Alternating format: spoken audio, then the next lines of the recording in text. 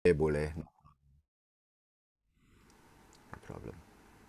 Oke, saya perbesar dulu screen-nya ya, supaya kelihatan. Oke, ya, kelihatan ya screen-nya ya, semua Bapak Kelihatan Ibu jelas. sekalian. Jadi Bapak Ibu sekalian, terima kasih Pak Hendra, Pak Alex, dan teman-teman lain yang sudah memperkenalkan saya kepada komunitas Ciputra Entrepreneurs Club ini ya.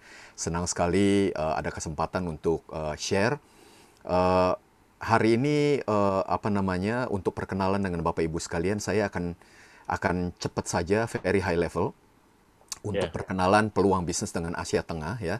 Jadi saya ini sekarang sedang mengembangkan yang namanya Central Asia dan Southeast Asia Business Chamber ya. Jadi Business Chamber untuk Asia Tengah dan Asia Tenggara 16 negara. Jadi ini kesempatan kita untuk mencari peluang bisnis di mana dari Indonesia bisa berbisnis dengan 15 negara lainnya dan bolak-balik ya. Jadi karena waktunya juga terbatas, jadi saya cepat saja Bapak Ibu kalau ada pertanyaan silakan nanti di grup chat ya. Kemudian nanti mungkin akan ada waktu lebih banyak lagi bincang-bincang di sesi berikutnya. Eh, Asia Tengah Bapak Ibu sekalian, saya tidak tahu apakah sudah banyak Bapak Ibu yang sudah pernah ke sana, tapi cepat aja bahwa ada 6 negara yang kita masukkan di dalam kategori ini, ya. Jadi ada Mongolia, ya kebetulan ada pembicaraan dengan Dubes ya. Kemudian Kazakhstan, Kyrgyzstan, Tajikistan, Turkmenistan, Uzbekistan. Nah, yang 5 ini adalah stan country, ya, namanya keluarga stan. Nah, stan itu tanah ya, jadi tanahnya orang Kazakh itu Kazakhstan, tanahnya orang Uzbek itu Uzbekistan gitu ya. Nah, mereka ini dulu termasuk Mongolia adalah koloninya Soviet ya, USSR. Mereka merdeka tahun 91 sampai 93. Jadi mungkin sekarang sudah hampir 30 tahun. Nah, tapi perkembangan ekonominya masih jauh di bawah ASEAN ya, karena apa namanya banyak sekali persepsi di dunia mengenai mantan-mantan negara-negara ini. Nah, ini peluang kita. Nah, ini saya gambarkan aja kalau Bapak Ibu yang belum pernah ke sana ya. Saya nggak berharap dari Surabaya atau dari Jakarta jalan kaki gitu ya. Tapi kalau 11.000 kilometer itu terbayang lah ya. Kalau terbang kenapa ini saya Google aja. Kalau terbang kenapa sekarang dari Surabaya atau dari Jakarta 1 hari? Karena tidak ada penerbangan langsung. Ya, dulu sebelum COVID pun tidak ada ya. Mungkin akan perlu beberapa tahun lagi baru ada penerbangan langsung. Tapi biasanya kalau dari Indonesia, apakah kita terbang dulu melalui Thailand atau melalui Turki? Ya. Em, Nah, kenapa Asia Tengah ini menurut saya sangat penting ya supaya Bapak Ibu bisa melihat juga dari sudut pandang kami kenapa kami ingin melakukan bisnis dengan Asia Tengah. Ini adalah sangat penting konsep ini ya Bapak Ibu ya. Em, Zaman dulu ya 2000 tahun lalu kan sudah ada Silk Road ya antara Asia dan Eropa ya, antara Cina, India ya dulu kan terkenal ya, sangat juga termasuk Myanmar dan lain-lainnya, Burma dulu ya. Nah, mereka berdagang melalui ini dan mereka harus menembus melalui Silk Road. Jadi mereka sudah bisnis 2000 tahun. Jadi kalau kita ngajarin mereka bisnis ya pengalaman mereka mungkin lebih banyak daripada pengalaman kita. Nah, yang membuat kita ini unik di antara Central Asia dan Southeast Asia adalah eh, antara ASEAN dengan Silk Road ini dari zaman dulu selama 2000 tahun tidak banyak hubungan bisnis. Kenapa? Karena dulu pakai unta ya. Jadi unta itu nggak bisa berenang ya Bapak Ibu ya. Tidak bisa ke laut ya. Dan tentu maritim itu bisnisnya baru berkembang setelah ada penemuan mesin uap oleh James Watt ya. Nah, setelah itu maka Silk Road ditinggalkan dan everybody pergi ke maritim. Nah, tapi 2013 itu ada pengumuman penting mengenai One Belt One Road. Nah, ini adalah yang sekarang kita lihat bahwa project One Belt One Road dari China ini luar biasa. Nah, kalau kita lihat 6 koridor yang ada garisnya ini Bapak Ibu ya, tentu Indonesia sangat termasuk ya karena masuk di dalam namanya Maritime Corridor yang warna biru itu. Nah, tapi yang lainnya Bapak Ibu jangan dilupakan karena itu sangat penting untuk menjadi koneksi logistik dan juga business in the future ya. Seperti kita tahu pembangunan jalan kereta contohnya di atas itu antara China, Russia, Mongolia ya. Kemudian disambung lagi dengan namanya New Eurasian Land Bridge. Nah, itu Northern Corridor. Yang tadi melewati peta-peta tadi ya. Kalau Bapak Ibu ingat tadi letaknya itu persis di situ adalah the Old Silk Road. Nah, ini adalah the New Silk Road. Jadi kalau kita mau berbisnis, kita harus melihat One Belt One Road. Nah, jadi bukan karena kita temannya China ya, tapi bisnis ini sangat luar biasa Bapak Ibu. Kalau Bapak Ibu melihat semua history, di semua negara yang bikin jalan kereta, yang bikin MRT, semua property along the way akan naik harganya. Dan akan banyak pembangunan along the property. Jadi Bapak Ibu bayangkan kalau China bikin jalan kereta ki 10.000 kilometer. Itu berapa banyak bisnis sepanjang jalan itu ya, dan itu akan melewati tadi negara-negara tadi Uzbekistan, Kazakhstan, Mongolia dan lain-lain. Jadi ini adalah peluang bisnis yang ingin kita tangkap ya. Nah, cepat aja demografi, ekonomi dan wilayahnya Asia Tengah ya. Mohon maaf ini agak banyak angka tapi cepat aja kalau Bapak Ibu lihat kotak-kotak itu ya. Areanya Asia Tengah dengan area ASEAN itu nggak banyak beda ya. Ya, sekitar 4 jutaan ya. Populasinya jauh berbeda tentu ya. Mereka total 70 sekian juta. Sementara ASEAN di sebelah kanan 670 juta. Nah, dari segi GDP per kapita, kalau kita pukul rata, mereka cukup tinggi ya dibandingkan dengan ASEAN. Kenapa? Karena mereka banyak resources ya, minyak, gold ya dan lain-lain. Yang kalau kita bagi dengan jumlah penduduknya tentu rata-ratanya menjadi tinggi. Tapi jangan terpengaruh oleh ini karena kalau kita lihat tiap country mungkin beda-beda. Ya, contohnya di Uzbekistan, kalau kita lihat Uzbekistan fresh graduate dari university, salary-nya itu ya kalau kerja habis lulus itu kira-kira sekitar 300 US dollar per bulan. Jadi nggak terlalu beda dengan Indonesia. Ya. Nah, ini adalah area di sini tidak ada Mongolia ya karena saya copy dari wiki ya. Nah, tapi kalau kita lihat areanya Kazakhstan itu nomor 9 kalau nggak salah di dunia. Nah, Indonesia itu di bawah saya kasih note 1,9 juta kilometer persegi. Kazakhstan itu 2,7. Jadi Kazakhstan jauh lebih besar dari Indonesia dalam hal area, tapi orangnya hanya 18 juta. Nah, jadi Bapak Ibu bayangkan ya, apalagi opportunity-nya. Nah, kalau kita lihat GDP per kapitanya, Kazakhstan paling tinggi 8.000 sekian, ya Turkmenistan tinggi karena dia banyak minyak ya. Uzbekistan yang paling banyak penduduknya ya. Jadi kalau kita bicara yang paling kaya adalah Kazakhstan, yang paling banyak penduduk adalah Uzbekistan. Nah, yang lain ada di tengah-tengah ya. Tajikistan mungkin yang paling miskin ya. Paling sedikit penduduknya adalah Turkmenistan dan juga agak sulit masuk ke negara ini. Jadi semua selain Turkmenistan sudah saya kunjungi.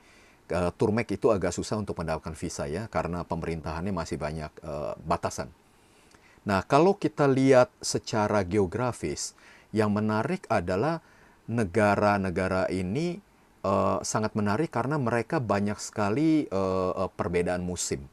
Dan perbedaan musim ini mulai dari panas sampai dingin ya kalau kita lihat dari warnanya itu mengakibatkan produksi dan kehidupan itu sangat berbeda ya, dan sangat menurut saya adalah sangat kaya dari segi kultur, dari segi produksi makanan, budaya dan lain-lain. Nah, kalau kita bicara hasil pertanian, ini adalah yang paling besar. Jadi padi dan gandum. Jadi mereka punya padi Bapak Ibu ya. Jadi mereka makan beras juga. Tapi berasnya agak beda. Berasnya mungkin lebih mirip dengan beras India ya, panjang-panjang, kurus-kurus begitu ya. Gandum luar biasa. Kapas ini adalah peninggalan dari zaman Rusia dulu. Jadi kalau Bapak Ibu baca sejarah Rusia itu zaman dulu ya sedih lah ya. Ini dieksploitasi ya daerah Central Asia ini. Jadi kapas ini dulu apa namanya, salah satu industri yang sampai hari ini masih terbawa ya. Jadi banyak industri-industri ini yang dari zaman Soviet ya. Nah, ada jelai, jagung, rami, anggur. Nah, kalau Bapak Ibu lihat produk produksi ini seperti cherry ya. Cherry itu luar luar biasa. Jadi cherry mereka itu Bapak Ibu nggak pernah bayangkan ada cherry dari Uzbekistan misalnya. Tapi is very good quality ya. Dan China beli banyak sekali produk mereka ya pada hari ini. Jadi kita bayangkan ya apa saja kira-kira bisnisnya sambil kita ngobrol-ngobrol. Nah, kalau kita bicara produksi, kalau Bapak Ibu lihat ini ya, saya pakai Google Translate ini. Jadi gandum, kentang, kapas. Jadi kalau Bapak Ibu bayangkan produk-produk ini seperti bawang merah, cabai merah. Kalau di Indonesia kan kadang-kadang susah ya cabai merah karena kurang produksi dan harga mahal. Kita bisa import Bapak Ibu sekalian dari Central Asia. Mereka luar biasa cabai merahnya di sana dan murahnya luar biasa. Ya, jadi kita bayangkan ya apa yang bisa kita kerjakan. Jadi bukan hanya menjual tapi juga import ya. Dan mereka ini kalau dilihat produksinya itu top 10, top 20 in the world ya. Aprikot itu nomor 2 di dunia untuk Uzbekistan. Jadi luar biasa. Wortel nomor 2 di dunia ya. Jadi mereka itu bukan produksi yang kecil-kecilan. Ini Kazakhstan. Nah, Kazakhstan bukan negara yang terlalu banyak memproduksi agriculture, tapi tetap kalau dilihat produksi mereka ini masih tetap luar biasa ya. Seperti gandum, barley, kentang dan melon ya.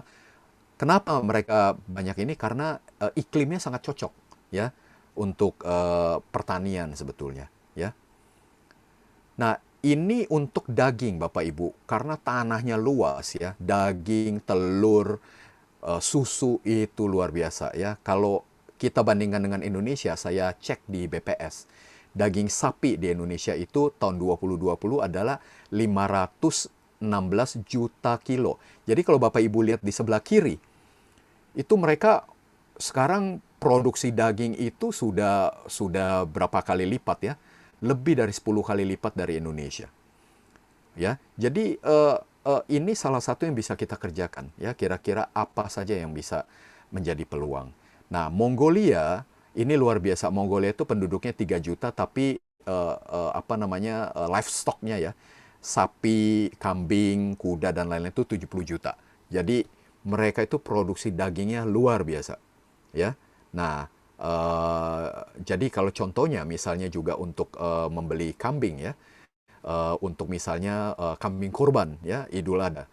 Saya kira juga menjadi peluang karena selalu di Indonesia itu kan selalu import ya, kekurangan kambing. Bukan hanya untuk makan tapi juga untuk kurban. Nah, pertanyaannya apakah Asia Tenggara bisa menjadi sumber makanan untuk ASEAN? Ya, apakah bisa membantu food security? Nah, ini pertanyaan besar sekarang. Di zaman pandemik ini, Bapak Ibu sekalian, semua negara sangat khawatir kekurangan makanan. Karena dengan COVID sekarang ya banyak pembatasan dan blokir dan juga lockdown ya. Masing-masing negara sekarang mikir bagaimana mereka bisa bisa swasembada makanan. Ini sangat penting. Jadi saya kira semua negara sekarang selalu mikirnya food security. Nah, tapi nggak mungkin bisa 100% food security seperti Indonesia. Penduduk sekian banyak, bagaimana bisa menghasilkan makanan yang cukup untuk Indonesia. Nah, tapi beli makanan dari luar negeri ini kan jadi problem setelah pandemik. Nah, bagaimana caranya? Seperti Singapura kita beli telur, bahkan sampai dari Ukraina kita beli telur. Beli telur dari Polandia, Anda bayangkan. Kenapa kita nggak beli dari Indonesia dan Malaysia? Sudah beli, tapi kita khawatir. Kalau kita deket-deketan dan kena penyakit semuanya, wah, kita nggak bisa lagi beli telur dari Indonesia, nggak bisa lagi beli telur dari Malaysia. Kita mesti beli telur dari negara yang mungkin tidak terjangkit penyakit, yang jauh, Ukraina, Polandia contohnya. Dan telur itu, Bapak Ibu sekalian, di semua negara telur itu luar biasa ya, adalah komoditas yang luar biasa. Nah, ekspor dari Asia Tengah ini selalu banyak orang yang bertanya kepada kami, apa saja yang mereka ekspor. Nah, ini data-data yang juga saya Google Translate saja ya. Kalau Bapak Ibu lihat, ini adalah top ekspor ya, bahan bakar, minyak, ya, besi, baja. Nah, tembaga, bahan kimia, nah ini adalah kekayaan di Asia Tengah, ya. Semua negara di sana punya ini. Nah, kalau dari Kazakhstan yang saya kasih warna biru itu adalah cereal ya, gandum, ya. Jadi Bapak Ibu lihat dari sekian banyak ekspor dari Kazakhstan, sebagian besar adalah mineral ya. Yang sereal dan di bawah itu malt pati itu adalah untuk apa namanya agriculture. Mereka jualannya bisnisnya sama siapa? Sama Italia, China, Russia, Netherlands, France. Bapak Ibu lihat ya, tidak ada negara ASEAN, tidak ada Indonesia. Nah, inilah kesempatan kita. Waktu mereka belum pernah dagang dengan kita, ini adalah kesempatan kita. Jadi selalu ada kesempatan untuk itu. Nah, kemudian ini adalah total top 5 ya. Jadi kalau kita lihat HS6, apa namanya, HS code ya. Mereka itu ekspornya itu petroleum, oil, gas, copper ya, dan lain-lain. Nah, kemudian mereka belinya apa? Ya, belinya sekarang masih belum ada produk-produk mungkin ya dari Indonesia atau dari ASEAN ya. Ini adalah Uzbekistan Bapak Ibu sekalian. Dia pertama kali adalah paling tinggi adalah jualan permata dan logam mulia ya, emas. Ya, Uzbekistan itu luar biasa produksi emasnya ya. 46% dari total ekspor mereka itu adalah permata dan logam mulia. Kemudian bahan bakar, LPG, kapas yang tadi saya sebutkan, tembaga, ya plastik ya. Nah, buah-buahan, nah ini Bapak Ibu lihat ya bedanya Uzbekistan dengan Kazakhstan, saya kasih contoh. Uzbekistan lebih banyak produk agriculture, buah-buah, kacangan ya, pakaian, sayuran dan lain-lain ya, di mana lebih banyak daripada Kazakhstan contohnya. Ya. Jadi agriculture begitu. Nah, Uzbekistan juga dagangnya dengan Russian, China, Kazakhstan, Turki, belum berbisnis dengan ASEAN. Jadi kalau kita lihat negara-negara ini, mereka itu bisnisnya masih dengan tetangga-tetangganya. Tentu dengan Rusia karena ini adalah mantan koloni ya. Jadi kesempatan kita berbisnis dengan mereka luar biasa. Nah, saya nggak bisa memberikan apa namanya semua data-data 6 negara ini karena waktu kita kurang. Tapi Bapak Ibu nanti bisa ngecek ya di internet ya. Nah, ini juga top produk ya. Bapak Ibu lihat di sebelah kiri gold, natural gas, copper ya, plastik, cotton ya. Kemudian di sebelah kanan apa yang mereka beli ya. Bapak Ibu sekalian, pariwisata dan makanan menurut saya adalah bisnis yang sangat luar biasa yang bisa kita langsung tap on. Nah, tentu saat ini karena COVID ya, inbound outbound tourism nggak bisa. Tapi kalau Bapak Ibu cek misalnya di Mongolia, ya Mongolia itu kalau lagi dingin, dingin luar biasa. Jadi mereka itu orang-orang yang middle income ke atas, itu mereka melarikan diri dari Mongolia 1 bulan. Karena nomor satu nggak tahan dingin ya. Nomor dua, waktu mereka dingin, mereka membakar namanya coal sehingga polusi. Jadi banyak sekali orang-orang yang tidak mau tinggal di Mongolia pada saat musim dingin. Nah, mereka kemana? Selama bertahun-tahun mereka itu nyewa tempat misalnya villa atau apa di Thailand. Karena mereka lebih familiar dengan Thailand. Mereka ke Phuket 1 bulan, Bapak Ibu. Ya, sebelum COVID. Nah, ini bisnis yang bisa kita lakukan di Indonesia. Bagaimana caranya mempromosikan Indonesia ke Central Asia. Jadi kalau lagi dingin sekali di sana Bapak Ibu, nah mereka bisa datang ke Indonesia. Ya, kemudian tentu orang Indonesia, orang ASEAN ini ingin pergi ke negara 4 musim ya. Dan di sana banyak sekali di Central Asia tentu juga termasuk dengan namanya pilgrimage ya untuk misalnya umroh ya.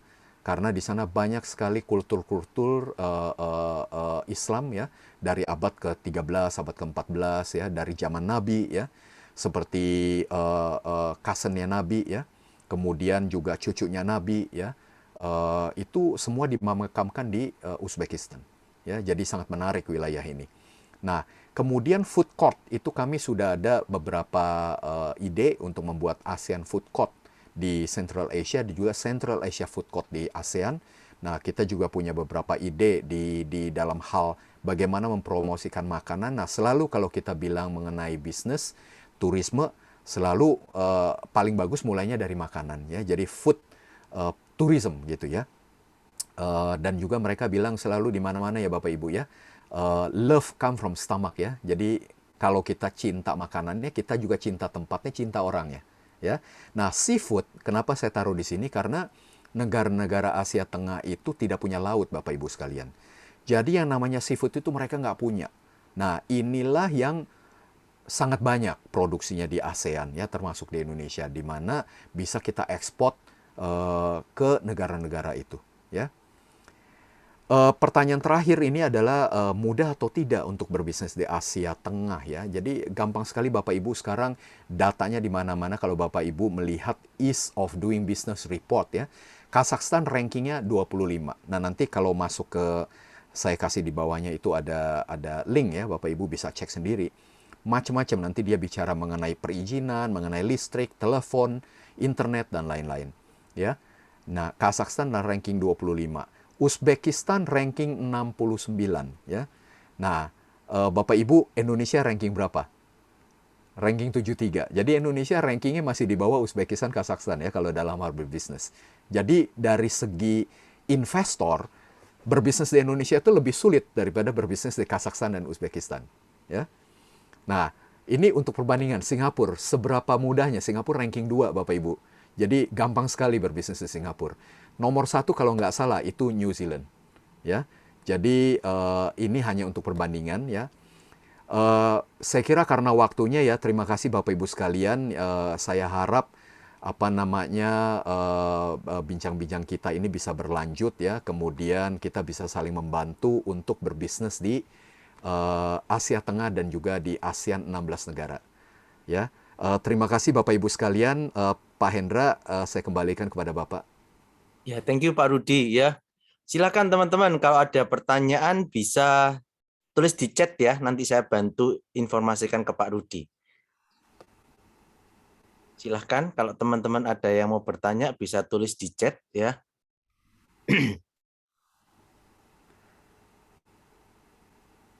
Oke, Bentar, saya lihat ada beberapa pertanyaan atau mungkin saya jawab dulu Pak Hendra.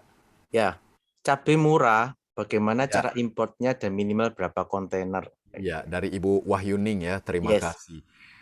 Harganya ini saya nggak punya di tangan ya, tapi harga mereka itu murah. Kenapa? Karena pada prinsipnya di sana salary-nya masih murah ya, seperti tadi saya cerita di Uzbekistan gaji untuk sarjana adalah $300 per bulan ya, dan tanahnya luas, orangnya sedikit, jadi produksinya melebihi kebutuhan lokal. Nah, jadi cara importnya kita sudah punya beberapa partner, contohnya tentu bagi Bapak Ibu yang sudah bisnis di trading dan ekspor import nanti lebih gampang lagi kita koneksikan ya. Cara importnya ya very simple ya. Kita bisa import, menurut saya yang paling bagus adalah Bapak Ibu sekalian dari cabai misalnya. Kita jangan import cabai apa namanya cabai buah atau cabai raw ya.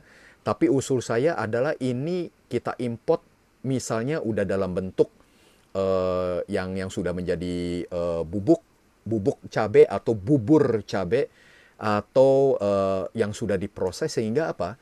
Sehingga nanti begitu masuk ke Indonesia kita bisa kompetitif dan juga bisa lebih bagus ya untuk B2B, B2C, dan bahkan mungkin lebih bagus lagi importnya adalah dalam bentuk yang sudah jadi ya.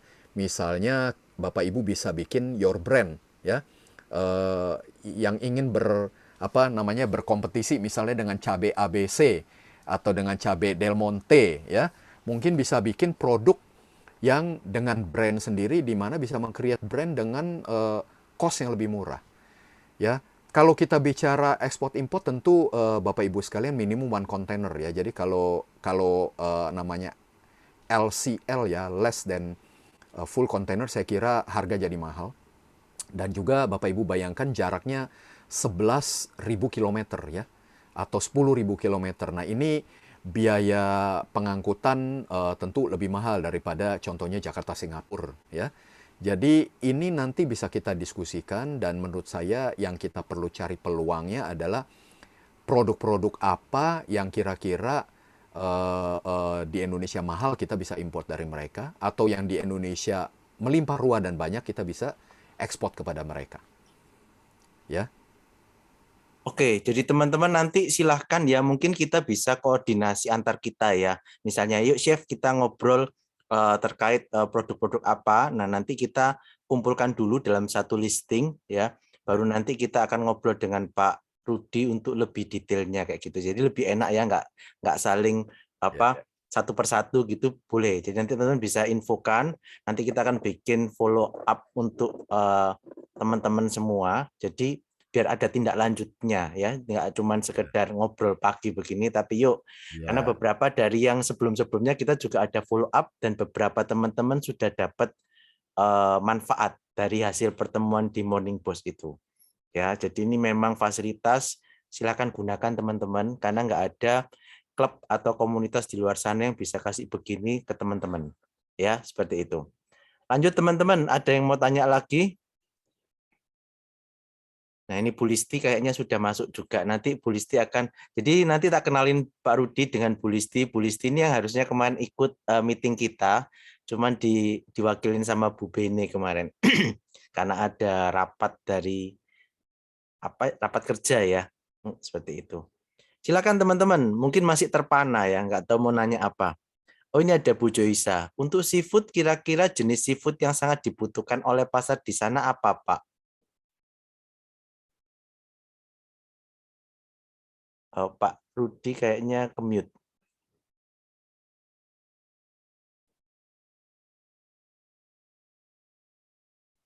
Pak Rudi.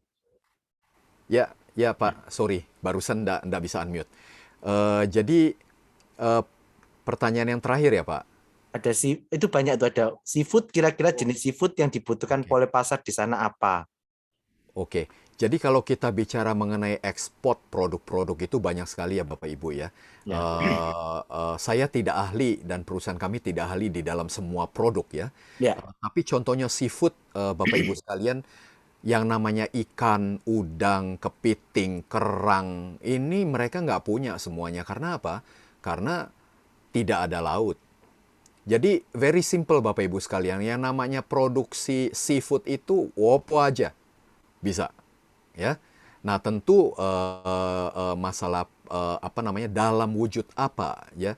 Nah, usul saya supaya value add-nya tinggi, jangan jualannya raw material seperti ikan, ikan beku gitu ya. Nah, itu kan low value ya. Nah, tapi kalau kita sudah jadikan produk misalnya ikan kalengan ya, atau misalnya kepiting, kepiting yang kalengan yang untuk salad langsung dimakan ya. Nah, itu luar biasa ya.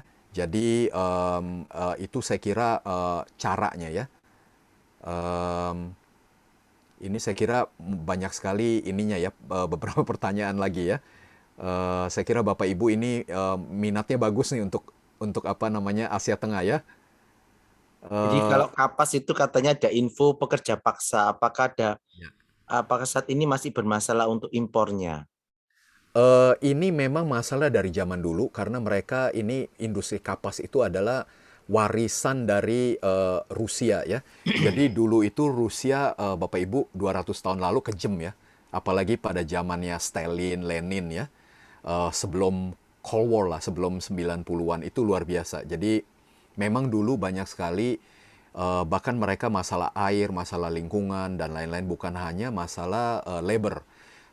Juga sekarang di setahu saya di Uzbekistan pemerintah baru ini mulai apa namanya beberapa tahun terakhir ini mulai memperbaiki keadaan ya. Child labor dan lain-lain itu masih ada masalah, tapi pemerintahnya kalau Bapak Ibu cek di internet ya, mereka sudah banyak sekali perubahan.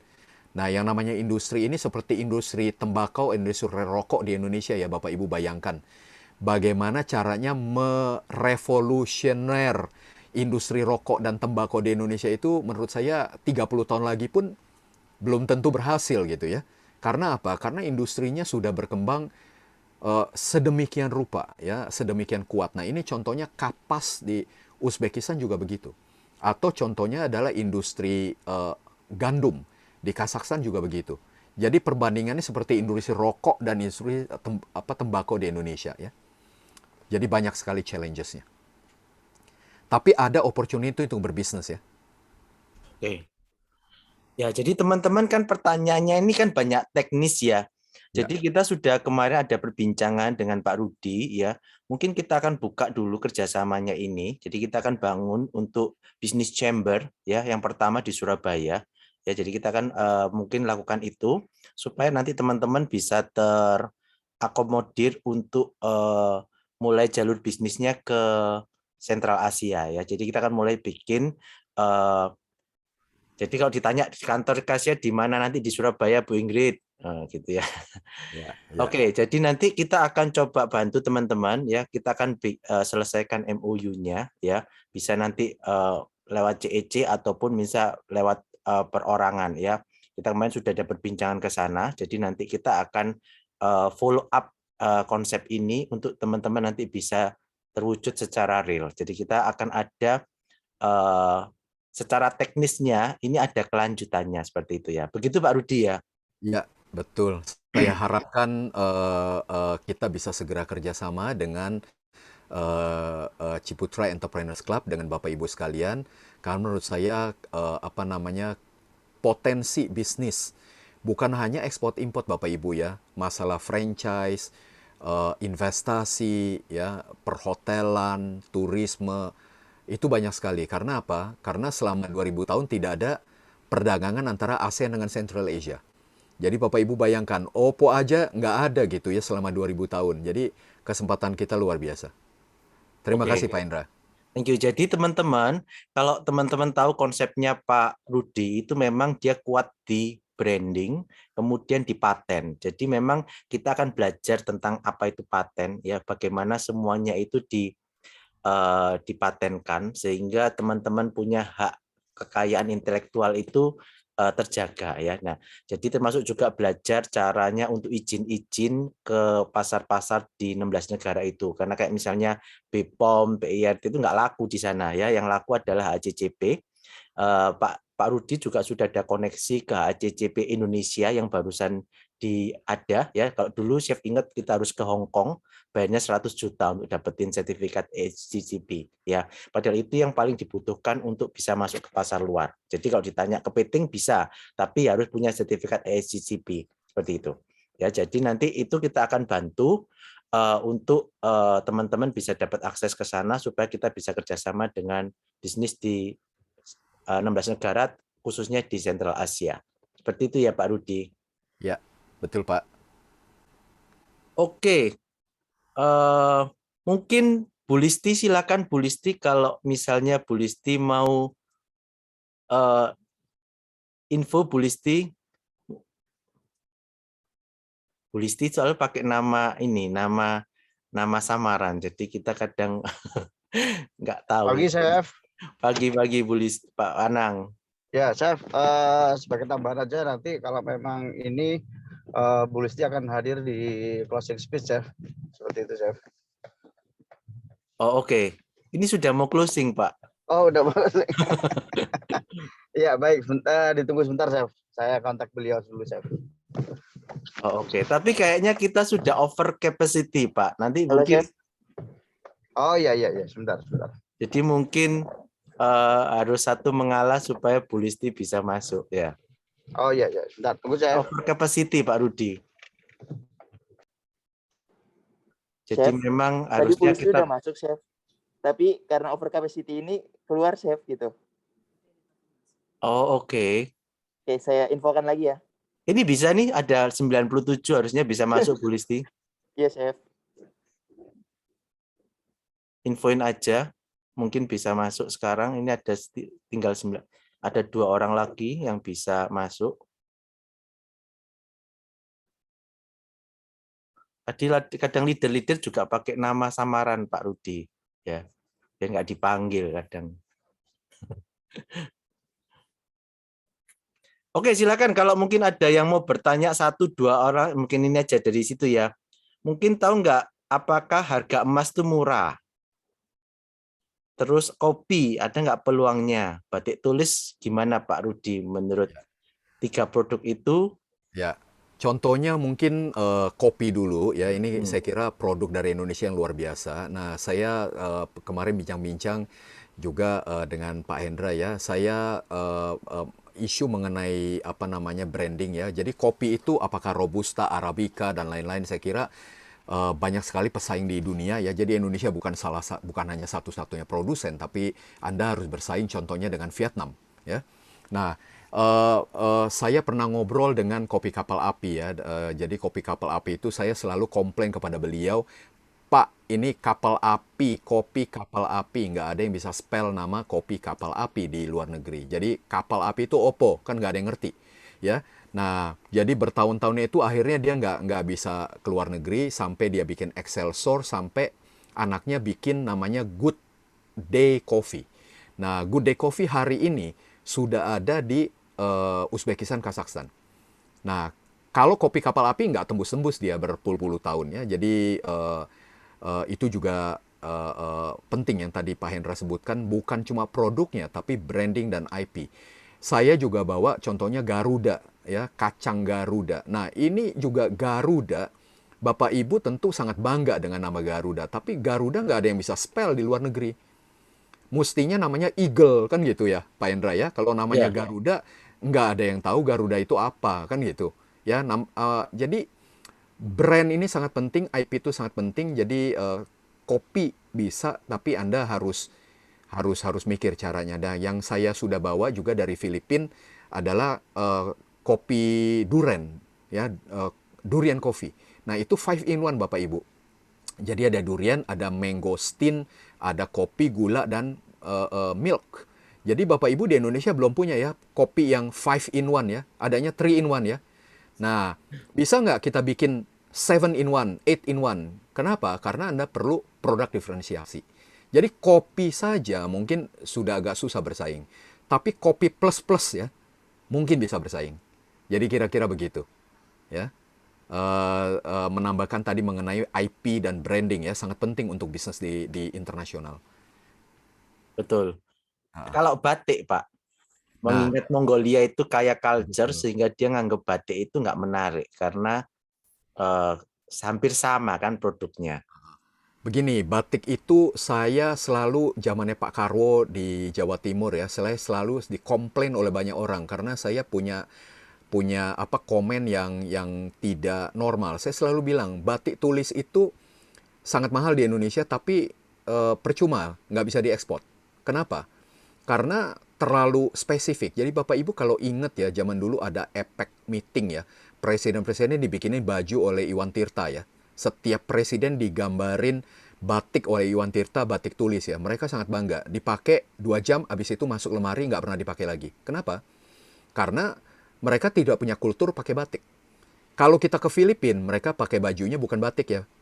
Pakai baju yang warna putih itu ya, baju kurung ya. Kalau kita ke Thailand, mereka pakai bajunya juga beda. Kita ke Vietnam juga bajunya beda. Kalau kita ke Mongolia baju beda. Uzbekistan, Kazakhstan semua bajunya beda. Jadi yang namanya batik tulis sebangga-bangganya Indonesia. Mohon maaf Bapak Ibu sekalian, kalau kita bicara mengenai ekspor satu kontainer, itu very unlikely.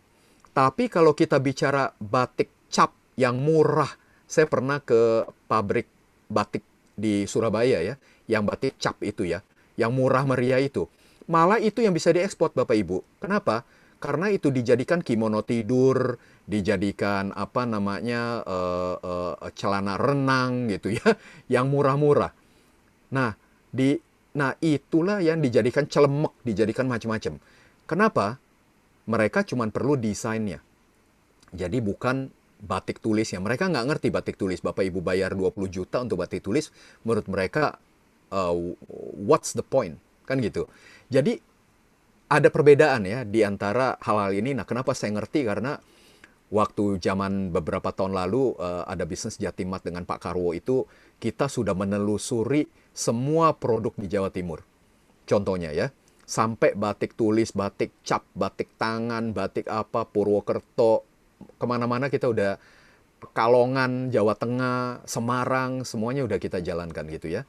Jadi ada barang yang bisa dijual, ada barang yang tidak bisa dijual secara besar, tapi bisa dijual seperti batik. Batik itu ada yang saya lupa ya, di Indonesia itu namanya apa ya, yang orang Jepang itu mereknya Jepang bikin batik ya. Nah itu bisa tapi jualannya adalah butik ya, bukan ekspor satu kontainer. Kira-kira begitu ya untuk masalah batik. Oke, berarti batik dan teman-temannya sama ya. Tenun apa semua kayaknya sama deh ya. Ya, artinya tenun yang pakai tangan itu nasibnya sama seperti Pakai kita tulis. beli karpet dari Ya. Pakistan atau Oke. dari Turki yang dibikin pakai tangan yang mahal-mahal itu kan kita nggak beli. Kenapa? Karena menurut kita ya nggak value-nya nggak sekian. Malah kita pengennya karpet yang dibikin oleh pabrik aja yang model IKEA gitu ya. Karpet IKEA gitu ya. Murah meriah. Lebih artinya untuk diekspor dalam satu kontainer mungkin. Tapi kalau kita bicara mengenai produk untuk high end, ya produk untuk namanya apa namanya Custom gitu butik ya. butik Ya. ya, butik style. Nah itu bisa ya. Jadi itu bedanya. Kita bisa ekspor dalam jumlah besar atau ekspor dalam jumlah kecil. Nah ini tergantung dari produk dan juga strategi Bapak Ibu sekalian. Oke. Ya, Mungkin satu pertanyaan terakhir ya. ya. Jamu, Pak, kalau jamu. Ya. Nah, jamu itu juga banyak ceritanya. Contohnya apa namanya juga dari Kopi Kapal Api ya. Mereka itu juga punya ide bagaimana menggabungkan jamu dengan kopi misalnya. Nah, setiap negara itu Bapak Ibu sekalian punya yang namanya traditional drink ya. Tapi ada beberapa jamu yang disukai oleh banyak negara. Nah, contohnya adalah apa namanya yang warnanya kuning-kuning itu saya Kunyit lupa. asam, sinom. Kunyit ya. Itu ada nama kimianya. Nah, ini saya lupa kalau lagi. Curcumin. Ah, Curcumin. betul, curcumin. Nah, curcumin itu Bapak Ibu ada satu perusahaan dari Indonesia yang luar biasa dan sudah ekspor kemana-mana jualannya curcumin. Lupa saya namanya sekarang. Padahal saya berbisnis sama mereka itu kemarin-kemarin. Nah, perusahaan dari Jawa Timur. Nah, itu curcumin bisa dijual. Nah, kemudian apa namanya? Tapi kalau misalnya apa ya? Kalau di Indonesia tuh jamu eh, temulawak gitu ya. Nah, itu temulawak itu orang nggak ngerti gitu karena nggak apa Nggak namanya mungkin lazim. belum dipromosikan ya. Nah, Ya, ya. kalau seperti air asem gitu ya, turmeric itu orang tahu gitu apa. Nah, yang jadi ada beberapa bentuk yang bisa diinikan, tapi bentuknya apa? Misalnya menjadi drink ya, menjadi jus, menjadi apa? Nah, ini formatnya juga penting. Jadi bukan hanya bahan dasar saja ya, tapi yang penting juga format dan juga jangan lupa Bapak Ibu branding ya. Branding itu sangat penting. Jadi intellectual property yang tadi Pak Hendra sudah sebutkan menurut saya adalah apa namanya adalah critical ya untuk international business. Yes, oke. Ya. Ini Bu Maria raise hand mau nanya. Silakan, sudah saya kasih kesempatan untuk unmute. Oke, nggak jadi. Ya. Oke, mungkin sudah mau jam 8. Ya. Silakan Bu Listi kalau mau sharing sesuatu. Monggo Bu Listi. Bu Listi ini pakai nama siapa ya? Sebentar. Mas Anang mungkin tahu Bu Listi pakai apa biar dikasih akses untuk buka mute-nya. Mas Anang.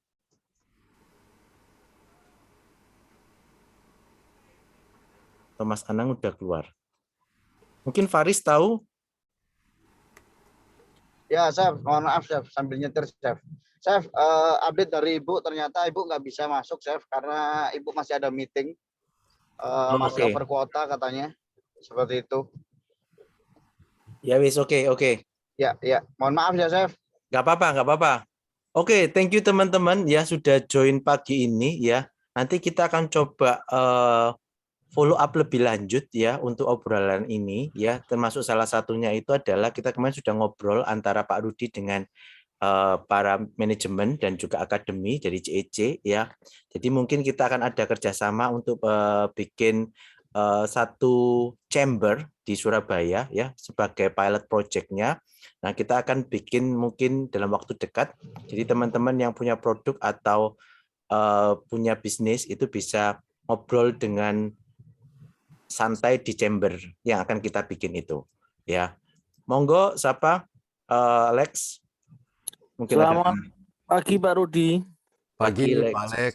Oke. Pak Rudi, sedikit aja yang you pernah cerita sama gua untuk yang kerjasama dengan Pak Ridwan Kamil yang buat saya menarik banget tuh. Mungkin teman-teman bisa tahu. Di Eh, sini ternyata teman juga dari Jawa Barat. Oke. yang mana Pak Alex? Sorry Pak. Yang kerjasama dengan Pak Ridwan Kamil. Oh, oke. Nah, ini salah satu contoh saja. Mungkin bukan contoh yang bagus ya, mohon maaf sekali. Jadi saya itu banyak project dengan Indonesia dan juga nama perusahaan kita sudah terkenal lah ya di contohnya di Embassy Indonesia di Singapura, kita selalu diundang oleh banyak sekali. Nah, contohnya saya diundang oleh Pak Ridwan Kamil sebelum beliau menjadi gubernur ya beberapa tahun lalu, ketemunya di KL gitu ya. Nah, jadi ini aneh ya, orang-orang Indonesia bicara mengenai bisnis Indonesia tapi ngobrolnya di KL gitu ya, di Kuala Lumpur. Nah, jadi waktu itu Pak Ridwan itu punya ide pingin mengembangkan bisnis UKM atau UMKM di luar negeri. Nah, beliau punya ide bikin namanya Little Bandung. Jadi setelah cerita-cerita saya komplain kepada Pak Ridwan. Pak Ridwan, nomor satu brandnya Pak, jangan bikin Little Bandung Pak. Kalau Little Bandung jadi Little ya Pak ya. Nah kalau kita di luar negeri branding penting Pak. Kita mesti bikin Giant Bandung gitu kan. Atau Bandung the Great. Pokoknya yang bagus. Nah kenapa beliau pingin bikin Little? Karena beliau mikirnya adalah mulai dari kecil, bikin toko kecil ya. Yang penting jualan dulu kan gitu. Nanti berkembang. Tapi menurut kami masalah brand itu sangat penting. Jadi kalau brand kita mulainya dengan Little Bandung ya orang ingatnya Bandung itu Little terus ya. Nggak bisa gede-gede karena brand itu sudah masuk di otak seperti kita mikirnya ke kopi kapal api kan gitu. Ya, udah masuk di otak 30 tahun tuh nggak bisa keluar lagi. Nah, jadi akhirnya mohon maaf saya bilang kepada Pak Kamil, mohon maaf ini Pak karena kalau masalah branding tidak cocok kami sulit sekali membantu. Nah, akhirnya Pak Ridwan Kamil berhasil membangun beberapa toko di London di mana ya untuk mungkin Bapak Ibu bisa Google ya untuk namanya Little Bandung itu berhasil bikin tapi mungkin tidak langgeng ya. Karena menurut saya masalah branding itu sangat penting untuk konsepnya bagaimana kita jualan produk di luar negeri ya. Jadi itu mungkin salah satu contoh apa namanya proyek yang dilakukan oleh pemerintah Jawa Barat ya. Gitu ya Pak Alex ya. Oke. Ya. Monggo Pak Alex. Oke. Terima kasih Pak Rudi. Kemungkinan kita akan bantu teman-teman lagi untuk untuk bisa kerjasama lebih lagi dengan Pak Rudi dan tim ya. Salah satunya besok Kamis ya Pak Rudi. Ya. Saya dengan tim farm ya. Ya. Ya benar ya. Betul. Kamis. Ya, kita harapkan kita akan mulai dengan beberapa proyek ya yang bisa kita lakukan dulu. Saya sangat berharap bahwa kita bisa bekerja sama di 16 negara ya dengan Bapak Ibu sekalian. Yes. Ini terakhir mungkin Pak sebelum kita selesai ya. Kalau durian berarti ada potensi ya Pak ya. Bentuknya kalau di packing beku apakah oke? Luar biasa. Nah, ini durian Bapak Ibu sekalian, ini adalah produk yang unik ya. Jadi kalau Bapak Ibu ke luar negeri, saya kira di luar ASEAN itu nggak ada yang tahu durian ya. Kecuali Cina sekarang ya. Nah, jadi kalau Bapak Ibu bayangkan negara-negara di Asia Tengah ini, mereka nggak pernah lihat durian, nggak pernah mencium durian. Nah, caranya bagaimana jualan durian? Nomor satu itu dulu sebelum Bapak Ibu bayangkan durian itu mau dibekukan atau formatnya bagaimana ya.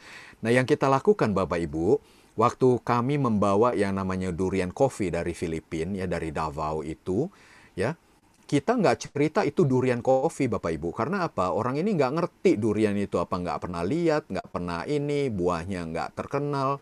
Karena mereka nggak pernah lihat ya namanya buah tropis gitu ya. Nah kita kasih coba Bapak Ibu. Jadi caranya jualan tuh very simple. Kita bawa terus kita suruh coba. 9 dari 10 orang yang kita coba, 90% itu suka durian coffee. Mereka bilangnya apa Bapak Ibu? Nomor satu, wanginya enak ini, wanginya seperti wangi vanila, gitu kan? Wah, kita diem aja kan. Wah, ini kan wangi kopi. Kenapa mereka nyebutnya wangi vanila? Kenapa? Karena kita tahu bedanya wangi vanila dengan wangi kopi itu beda. Tapi kalau mereka nggak ngerti, mereka pikir ini vanila. Ya udah saya diem aja kan gitu kan. Saya diem aja. Karena apa? Yang penting kan dia suka. Ya, dia suka. Nah, kemudian orang Central Asia tuh Bapak Ibu sekalian suka manis. Jadi mereka seneng yang manis-manis. Wah, ini luar biasa. Jadi kita nggak usah cerita durian coffee. Nggak usah cerita durian. Kalau mereka suka, nah baru kita cerita, oh ini di dalamnya itu bukan vanila, sebetulnya ini durian. Oh, tapi kok kayak vanila? Ya udah, jangan berdebat kan gitu. Yang penting dia suka kan, barangnya kan. Jadi durian itu Bapak Ibu, nanti jualannya begitu. Kita bisa jualan. Contohnya, di sana yang sangat-sangat disukai adalah ice cream Bapak Ibu. Itu seluruh negara jajahan Rusia itu ice cream di mana-mana dan ice cream mereka enak-enak. Kalau kita import ya, itu ice cream di Asia saya kira hancur sama mereka nanti. Ada ice cream luar biasa enaknya. Karena apa? Mereka memproduksi susu, mereka bikin ice cream itu luar biasa. Nah, kalau kita jualan ice cream durian, itu mungkin bisa. Jadi jangan durian ya Bapak Ibu yang kita bawa mentah atau durian pore atau durian beku ya. Tapi kita jadikan es krim. Kenapa? Mereka senang sekali makan es krim. Dan juga nggak perlu cerita itu durian ya. Kalau mereka coba, wah kok enak ya wanginya kayak vanila ya. Ya wis, itu aja. Yang penting mereka beli 2 kontainer kan gitu. Ya, tapi harus ada branding ya. Nanti kita cerita, oh ini buahnya durian luar biasa, sangat mahal gitu kan, macam-macam. Sehingga brandingnya bagus. Ya, kira-kira teknisnya gitu ya Bapak Ibu ya. Oke, thank you Pak Rudi ya. Kayaknya kalau pertanyaan banyak ya. Jadi nanti teman-teman ya mungkin silahkan di list up ya. Kita kan kemarin juga sudah belajar bagaimana mengcoaching bisnis ya. Dicek dulu kemampuan kita apa ya. Yang kita belajar tentang ikigai konsep ya. Teman-teman suka apa, teman-teman bisa apa, orang mau bayar nggak, terus ada yang mau beli nggak kayak gitu kan. Nah, jadi itu dibikin dulu. Teman-teman tuh bisa nggak? Kalau misalnya Pak Zuri mau jualan durian, ada nggak duriannya? Bisa nggak menyiapkannya? Nah, baru kalau semuanya sudah lengkap, mari kita ngobrol kayak begitu ya. Jadi silahkan teman-teman cek dulu dari masing-masing ya punya bisnis apa ya.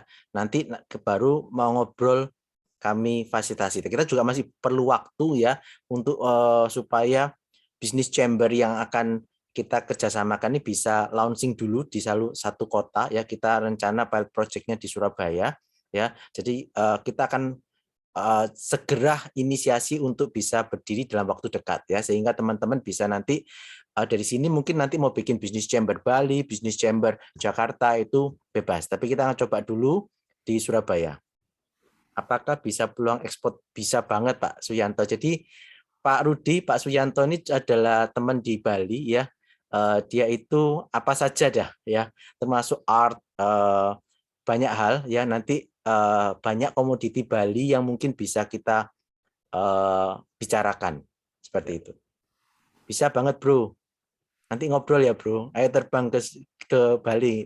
Dicek tuh kantornya yang di Ngagel. Sudah banyak tikusnya itu. Ayo. Oke, itu aja dari Chef. Thank you Pak Rudi ya sudah ngobrol-ngobrol dengan kita ya. Jadi itu aja. Mungkin Mas Anang ada yang mau disampaikan sebagai penutup. Pak Anang nih yang kemarin kita ikut meeting juga Pak dari tim akademi. Ya, pagi Chef. Pagi Pak Rudi, pagi semua Bapak Ibu semua.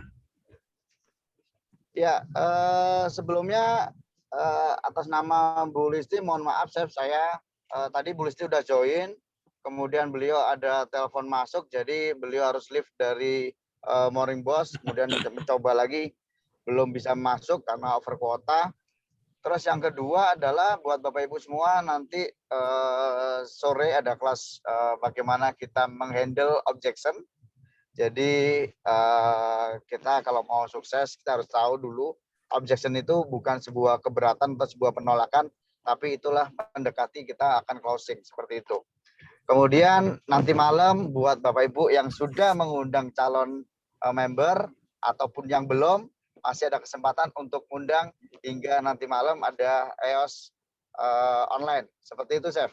Yes. Terima kasih update-nya, Chef. Ya. Oke, thank you Mas Anang. Ya, teman-teman, jadi ini bukti kepedulian dan fokusnya komunitas kita untuk teman-teman bisa sukses ya. Jadi kalau ada yang mungkin dulu ya, ingat nggak kita pernah negative thinking tentang CEC lah, yang apa MLM lah, asuransi, sekarang saya tanya apakah modelnya kayak begitu, kan enggak kan? Jadi silahkan tetap sukses terus menjadi entrepreneurs bersama komunitas Ciputra Entrepreneurs Club ya. Mungkin itu aja dari Chef ya. Terima kasih teman-teman sudah bergabung. Pak Rudi sekali lagi terima kasih ya. Pak Alek, Bu Vivi yang sudah mengenalkan Pak Rudi ke teman-teman di komunitas ya, terima kasih ya. Ini teman SMA-nya Bu Vivi ya. Bu Vivi ini member saya yang di Jakarta ya. Thank you untuk aksesnya. Thank you Pak Rudi sekali lagi. Kita ketemu besok untuk topik properti ya teman-teman.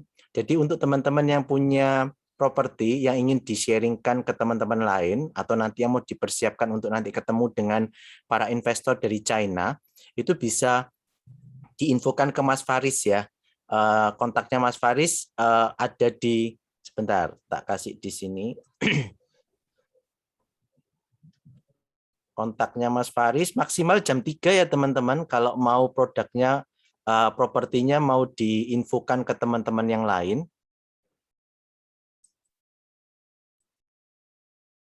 Halo Riz, nomormu ke skip kayaknya Riz. Mas Faris boleh share di apa? Di chat Mas Faris. Mas Faris ada nggak ini? Gak apa-apa, Chef, aku tuliskan. Yes, thank you Bu Anita. Ya, kirim datanya seperti ini, kirim Mas Faris ya. Karena kemarin yang dari Aussie kemarin Pak Yudi Kodrat juga ngomong, lu listing aja. Kita ada beberapa investor dari Australia juga tertarik. Dia sebenarnya sudah pegang beberapa listing di Bali, tapi tidak masalah. Dari teman-teman CEC kalau ada yang mau punya listing untuk di Bali boleh, karena beberapa temannya di Kadinnya Aussie itu juga tertarik untuk melihat properti yang di Bali yang ada di listingannya komunitas kita. Ya, jadi silahkan nanti kalau ada waktu, dia belum tahu kapan bisa ngobrol di Morning Boss, tapi Chef coba minta tolong dia sediakan waktu ya, namanya juga Big Boss ya, kadang jadwalnya kita harus atur ya, seperti itu aja. Oke, itu aja dari Chef. Thank you ya teman-teman sudah join Morning Boss spesial pagi ini ya. Kita akan ketemu lagi besok ya. Terima kasih, selamat pagi dan salam entrepreneur. Thank you Pak Rudi. Thank you semuanya. Sukses selalu. Sehat selalu. Yes. Makasih teman-teman semuanya. Makasih Bu Anita, Pak Bram. Terima kasih. Makasih Bu Isa, Thank you. Eli. Thank you, sir. Thank you. Yo. Makasih semuanya. Terima kasih, Chef. Yes. Itu kayaknya motivasi.